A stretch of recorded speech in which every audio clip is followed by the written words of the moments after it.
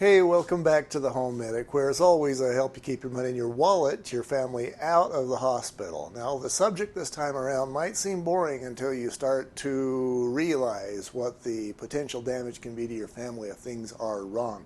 This one is important, so you'll want to make sure you double check within your home what you learned here today. So, furnace, water heater vents, that's like the last thing that anybody wants to think about. But I want to give you a short little education as to what they are, where they are, and what they need to look like.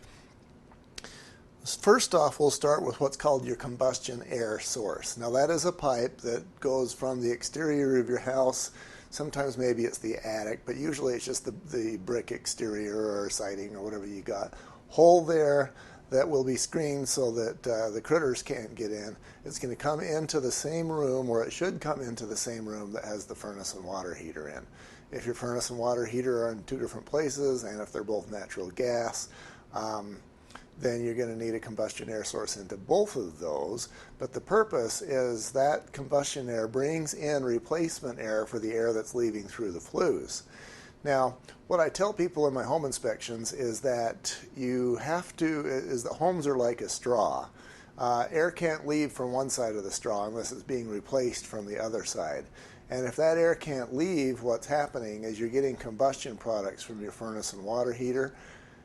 If they're not leaving, you've got carbon monoxide issues and a raft of other issues, but the big one is the carbon monoxide, and that can result in your family dying off.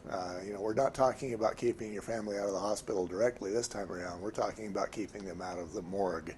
So you want to make sure you get this one right. Inspection points for you as the homeowner is to first off make sure that you have a combustion air source being brought into the room.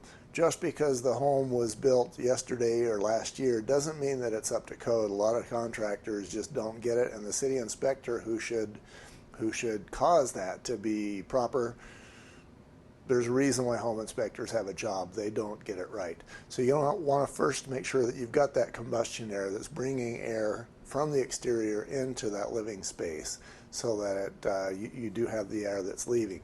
Next thing you're going to want to do is you're going to look at your vents. Make sure they're an adequate size diameter. Recent building standards call for a 4-inch diameter vent, both from the furnace and from the AC. Make sure that goes up. Generally, I've seen where you have a short little run vertically, and then you got this big long horizontal run going across the basement. And just be aware that warm air wants to rise, and if it's got a short rise in the flue and then this long run with a bunch of elbows in between, it might just decide to bag all that and just go exhaust into your living space. And then again, carbon monoxide poisoning and people start dying. Make sure you get those right. Make sure that your combustion air source is not blocked. I've seen where kids will put rocks in on the outside. I've seen where homeowners will put pillows on the inside, or maybe do something with duct tape to close it off. It needs to be open.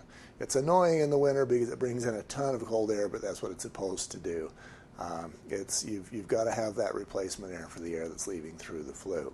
Helping you keep your money in your wallet and your family out of the hospital, I'm the Home Medic.